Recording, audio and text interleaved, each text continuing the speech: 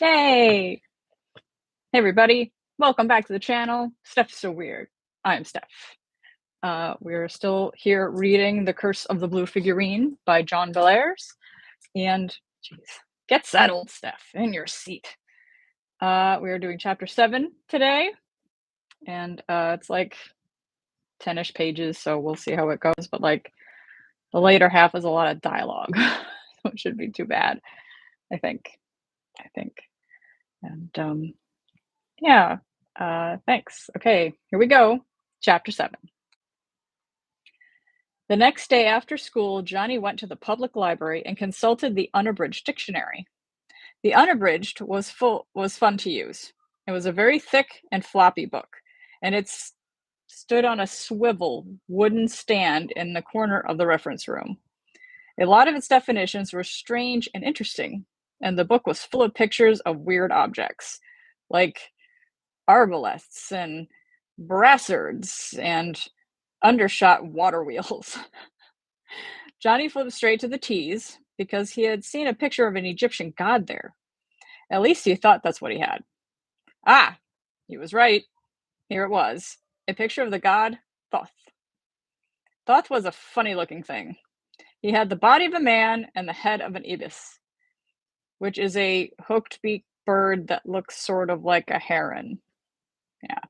Thoth held in his hands a bunch of Egyptian hieroglyphics. The dictionary said that Thoth was the god of magic and mathematics. He would be a good one to use in the game Johnny wanted to play with a blue figurine. Johnny copied the name of the floth down on a notepad that he had brought with him. Then, idly, he flipped a couple of pages and found himself staring at the picture of another Egyptian god. This one was even more. Her name was Taurus, and she had the pregnant woman. Her head was the head of a hippopotamus. Taurus, according to the dictionary, was the goddess of childbirth and of revenge. The revenge part was what interested Johnny. He cut his name down, closed the book, and went home.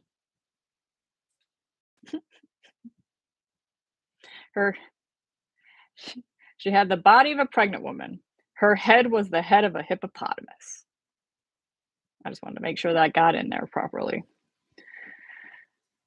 That evening at dinner, Grandpa asked Johnny about his ring. He had noticed it the first time Johnny had showed up with it, but he had not said anything then. "That's really some ring, Johnny," said Grandpa amiably as he sprinkled salt on his mashed potatoes. "Where'd you get it?" Johnny's hand had been resting on the table. Now, for some reason, he jerked it away and hid it under the tablecloth. He felt shy about the ring. In school, kids had noticed it, and at first they had made fun of it, claiming that it looked like a woman's engagement ring. To stop the kidding, Johnny had to come up with a pretty snappy explanation. He had claimed that the ring was a Captain Midnight Death Ray ring. He said he had gotten it by sending in Ovaltine labels, but he did not think that an explanation like this would work on Grandpa. The professor, he gave it to me," said Johnny, glancing away evasively. Grandpa stared wonderingly at Johnny for a minute. He could not understand why Johnny was so nervous about the ring. Could Johnny have stolen it? No, Grandpa told himself. That didn't seem very likely. Johnny was not the thieving kind. Grandpa was curious, but he was not the sort of person who would give you the third degree.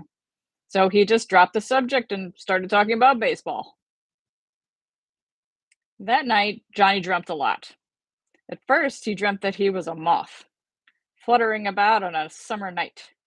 He kept hovering outside a lighted window, and through the window he could see Mr. Beard, the little man he had met in the church.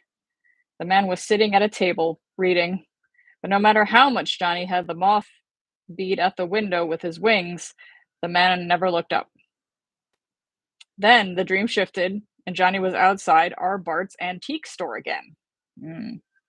He went in as before, and there was the horrible old lady in the green eye shade.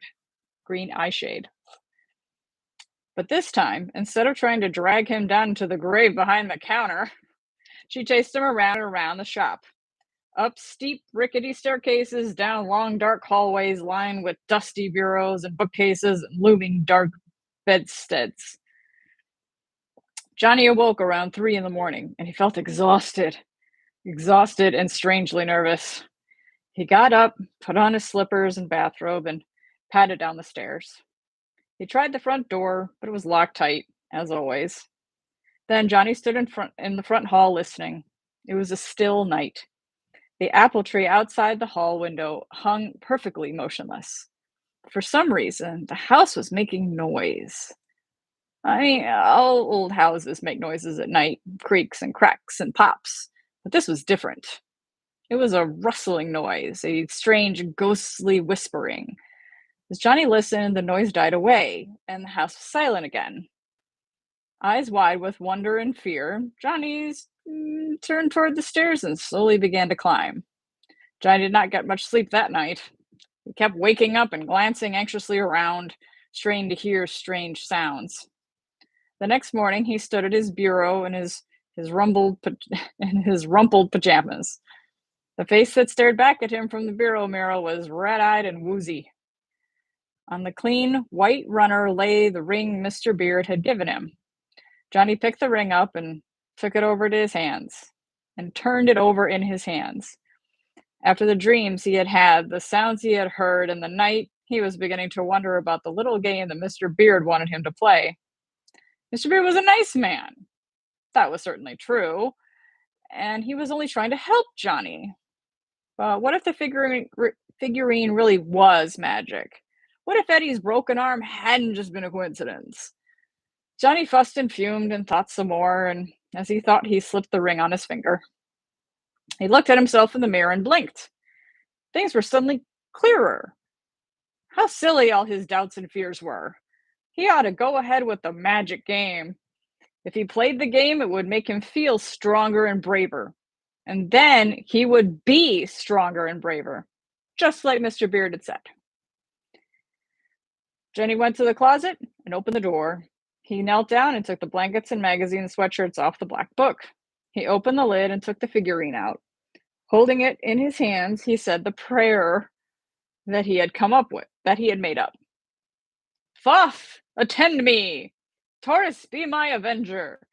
Let those who oppose me beware, for I will make them rue the day when they raise their hands against me.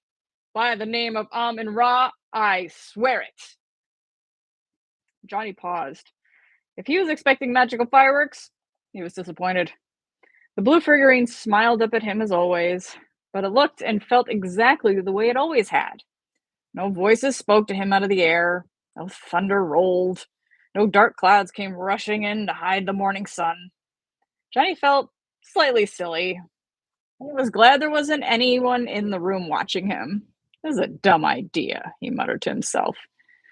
It isn't going to make me any braver or anything. He got up and started peeling off his pajama top.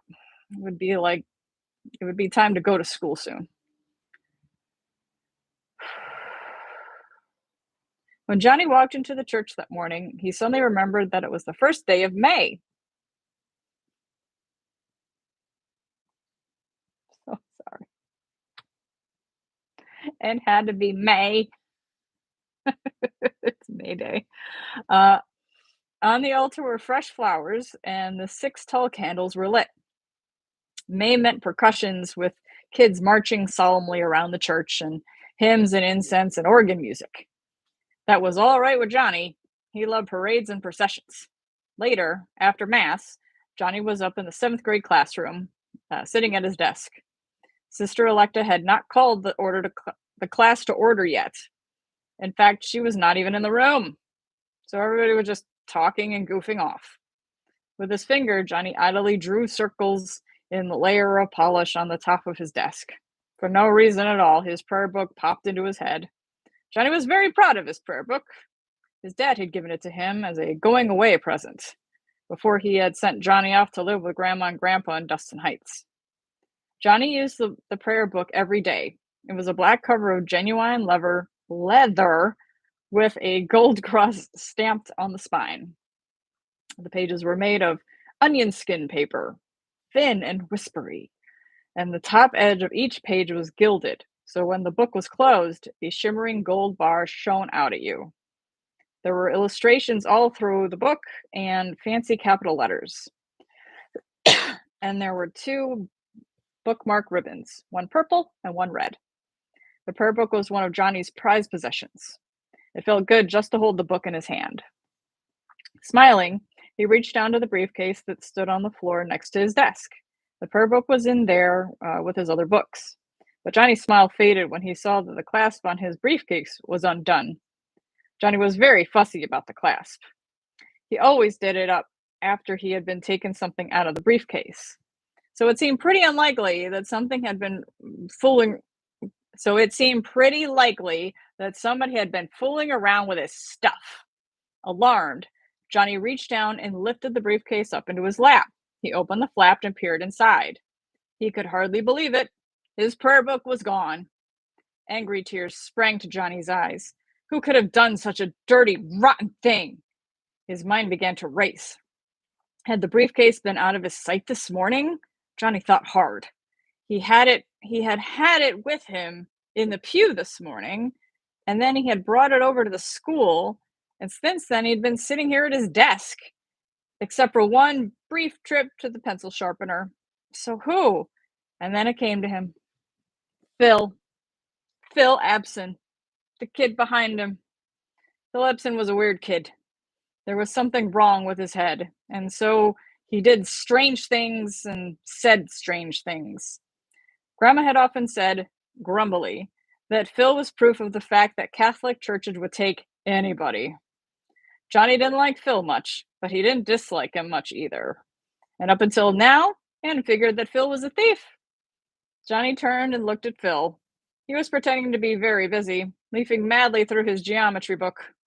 When Phil saw Johnny giving him the fisheye, he got even busier. It seemed pretty plain to Johnny that Phil was the guilty one. But who else could it be? Johnny felt his face getting flushed. Anger was building up inside him. He wanted to grab Phil by the collar and shake the truth out of him. Hey, Phil, he began loudly. Did you? But then Sister Electra's voice cut in. She was summoning them all to attention. She was asking them all to stand and recite the Pledge of Allegiance. Johnny bit his lip. He turned and got up. He would settle with Phil later. All through the first two morning classes, Johnny steamed about his missing prayer book. He kept hoping that Sister Electa would leave the room so he could turn around and give Phil holy hell. Johnny was scared of kids like I.N.C.O.M.E, but he was not scared of Phil. Phil was a real wimp, and even Johnny could terrorize him if he set his mind to it. And if Sister Electa ever left the room, Johnny would terrorize him. He would turn around and grab Phil's arm and squeeze it and make him give the prayer book back. It would be as simple as that. At least Johnny hoped it would be. But the first two class periods passed, and Sister Electa never left the room. Then 11 o'clock came. It was time for religion class, but Sister had a surprise for everyone. Instead of holding the regular class, she announced, they and all the other students were going to go over to the church and start rehearsing for the May procession. Some kids groaned, and Sister Electa glared sternly at them. Then she walked quickly to her desk and dinged the little handbell. Everybody stood up, and then, beginning with the row nearest to the door, they began to file out of the room, just the way they did during a fire drill. A little later, Johnny was with the other kids, marching slowly around, 2 by 2, inside the vast, dark, echoing church. Nuns were rushing here and there, making sure that the lines were straight and bowling out kids who were fooling around. Mrs. Huckster was playing the electric organ up in the choir loft, and the kids were singing. Bring flowers of the fairest, bring flowers of the rarest, from garden and woodland and highland and vale. Never knew I'd have to sing so much while reading a book. As Johnny shuffled moodily along, he began to wonder why he had thought that processions were fun. This one was about as interesting as watching grass grow. Of course, it was only a rehearsal. It hadn't even They hadn't even chosen the girl who would crown the Blessed Virgin's statue yet. Johnny wondered who they would choose. Probably Mary Jo Potter. The sisters were the ones who got to choose the girl, and Mary Jo was so holy and pious and religious and sweet that it was sickening. The procession came to a sudden, lurching, bumping stop. Something had gone wrong in front, though Johnny couldn't tell what. Now that the marching had stopped, he turned and began looking around in a vague, aimless way. Suddenly, he stopped. Sorry, my phone decided to do something there. I'm going to have to learn how to deal with that. Okay. Now that the marching had stopped, he turned and began looking around in a vague, aimless way. Suddenly, he stopped. He had seen something that made him boiling mad. Halfway back along the line stood Phil Abson, and he was holding Johnny's prayer book in his hands. Johnny had trouble controlling himself. He was a pretty mild-mannered kid most of the time, but when he lost his temper, he lost it. He knew that Phil was a little weak in the head, but all the same, this was too much. Just a little teeny bit too much. Johnny clenched his fists and gritted his teeth. He wanted to jump out of line and tear back there and snatch the book out of Phil's hands. But, as angry as he was, he knew better than to do that. Sister Electa, or some other nun, would climb all over him if he started a fight in the church. So Johnny controlled his anger. There would be time to settle with good old Phil later. The rehearsal for the May procession only lasted an hour, but to Johnny, it seemed like it went on forever. Finally, though, around noon, the nuns decided to call it quits. Streams of talking and laughing kids poured out through the 3 doors in the front of the church. Johnny went running out with the rest. He paused on the sidewalk, and he squinted and winced. After an hour in the dusky gloom of the church, the light made his nearsighted eyes hurt. But when the pain passed, Johnny found that, once again, he was staring at Phil Abson. There he was, out by the bicycle rack with the prayer book under his arm. He had a very pious, prissy look on his face, and he was talking to Sister Electa. Well, this was just too much. Johnny took off on the run, and he didn't stop until he came to where the 2 of them were standing. "Hey, sister!" Johnny exclaimed breathlessly. "Phil stole my prayer book. That's my prayer book. Make him give it back." Phil stared at Johnny with wide, scared eyes. He clutched the prayer book to his chest. "It's not his, sister. He's lying. That's my prayer book. My mom gave it to me."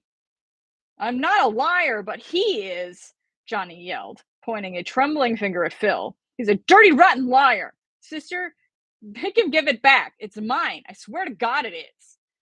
The kids who had been standing and talking outside the church now crowded around Phil and Johnny. They knew that something was up. Somebody was going to get in trouble, and they wanted to watch. Sister Electa looked from Johnny to Phil and back to Johnny again. She seemed perplexed, but she was determined to stay in control of the situation. "John," she said with a pained look on her face, "I know you're upset, but please try to lower your voice. And it is not a good idea, at any time, to use God's name in a loose way. Now then," Sister Electa folded her arms under the scapular of her gown. She turned to Phil. "Philip," she said in a mild but firm voice, "John here has accused you of taking his prayer book. I know John, and I know that he doesn't usually run around making wild accusations. However, it is possible that he has made a mistake in this case. Now, are you sure that prayer book is yours?" Phil's eyes grew wide and gogglier. It was clear that he was scared out of his mind. Still, though, he clung to the book. "It is too mine," he said in a loud, childish voice. "He's a liar, sister. He's a real liar." Sister Electa stared pityingly at Phil. She knew him pretty well, and she knew he had problems. She was well aware that there was something wrong with Phil's mind. Most of the time, she tried to treat him just like every other 12-year-old. But right now, he was acting like a kind of 6. But right now, he was acting like a kid of 6, and she felt she had to handle him differently. Sister Electa unfolded her arms. She held out a well-washed hand. "Philip," she said gently, "could I see your prayer book?" Reluctantly, Phil offered her the prayer book. Sister Electa took it, and then she looked to Johnny. "Now, John," she said in a brisk, businesslike way, "are there any identifying marks in this book? Is your name written in it somewhere?" "It sure is, sister. My dad wrote my name on the blank page in the front. Look and see if it's there." Sister Electa opened the book. The flyleaf was gone. It had been torn out roughly. A ragged strip of white paper still protruded from the binding. Sister Electa was silent for a moment. Then she looked searchingly, accusingly at Phil, and once again held out her hand. "Philip," she said in a commanding voice, "I'd like to see everything that's in your pockets." Several of the kids in the crowd snickered and laughed. Phil went white, but he did as he was told. First, he pulled out a very dirty handkerchief and gave it to the nun. The crowd roared, but Sister Electa remained stern and unamused. "Very good, Philip. Now the other pocket, if you please." Phil dug his hand into the other pocket and gave Sister Electa a handful of change. Still, however, she was not satisfied. "Turn both your pockets all the way out," she said. Phil did this, and a small wad of paper dropped out from his left-hand pants pocket. The nun stooped and picked it up. Without a word, she handed it to Johnny.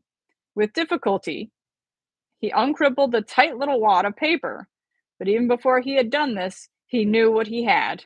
It was the missing leaflet.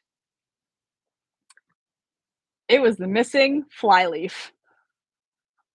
Where does leaflet come from when I'm saying flyleaf? Suddenly, Philip Absent started to cry. His childish face got all red and twisted up. He raised a trembling finger and pointed into the crowd. "Eddie Tumke made me do it," he wailed. "It's his fault. He told me to do it." Johnny whirled and looked where Phil was pointing. Sure enough, there on the edge of the crowd stood Eddie, broken arm and all. There was a cynical, crooked grin on his face. Sister Electa glowered skeptically at Phil. "Young man," she said severely, "don't try to blame things on other people when they're your own fault. Now, I'm going to give this prayer book back to John Dixon, and I'm also going to ask you to tell him that you're sorry you took it.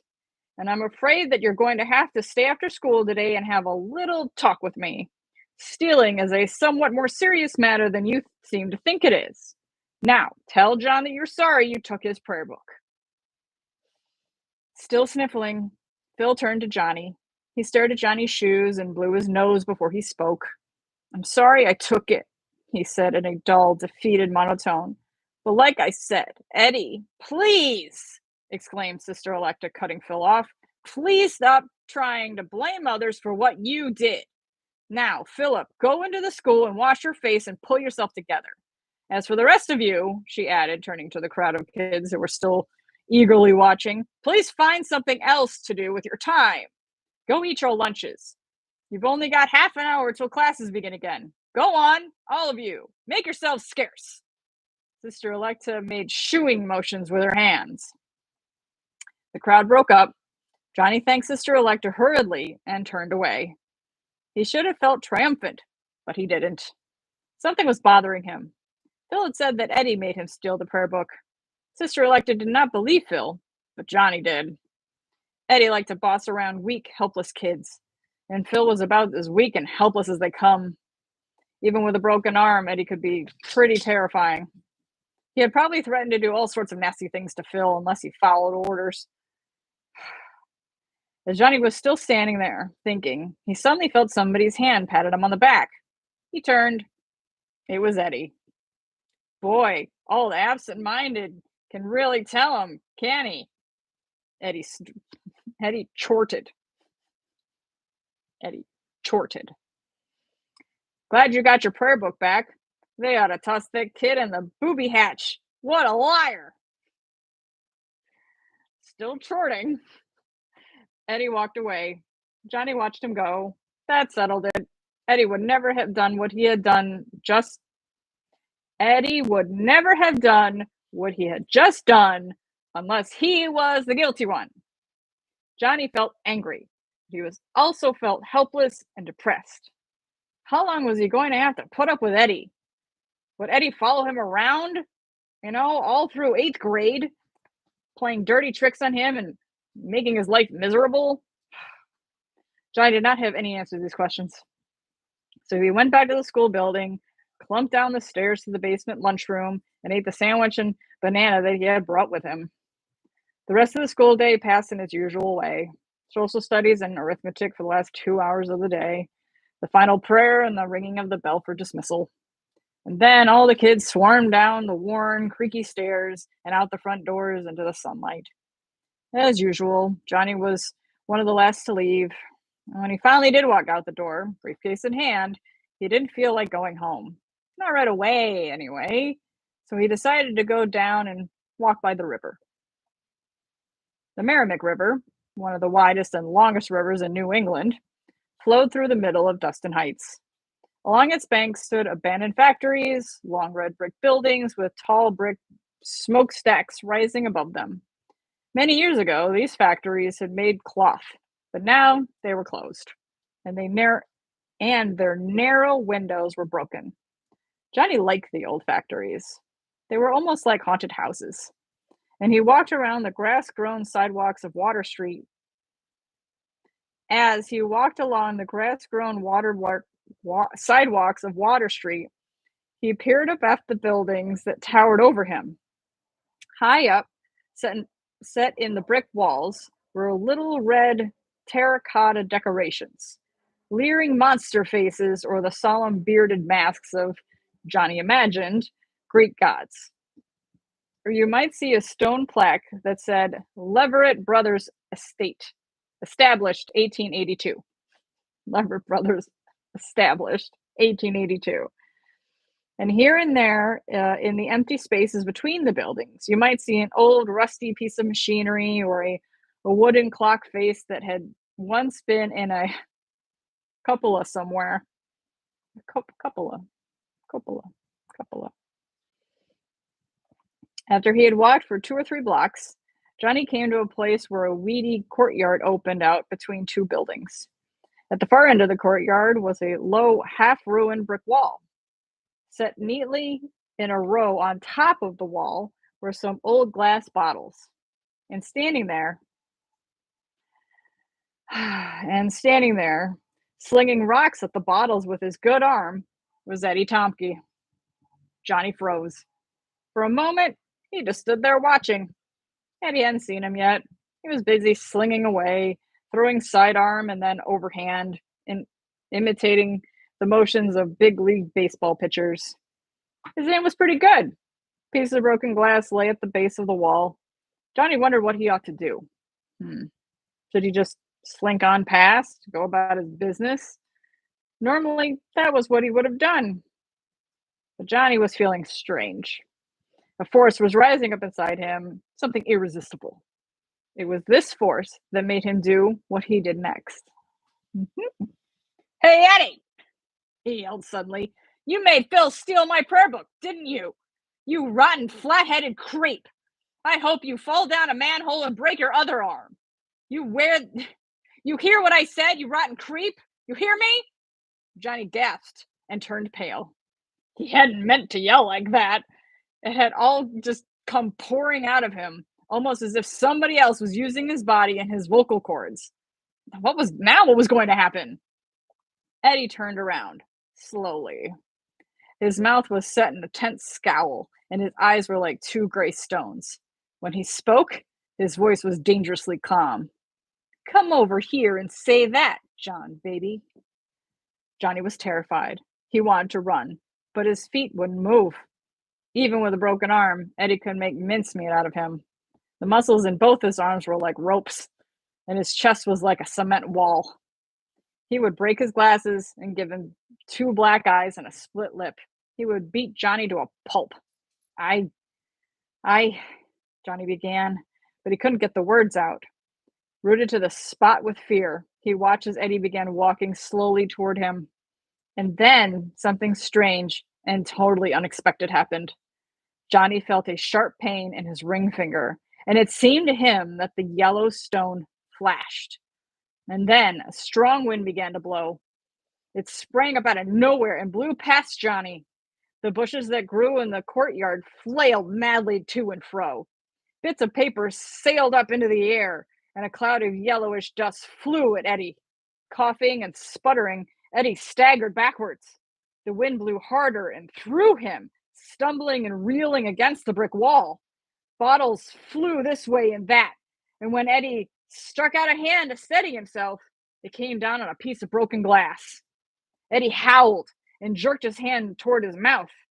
He sucked at the bleeding cut. Then silence fell. The wind died as suddenly as it had sprung up, and the yellow dust settled.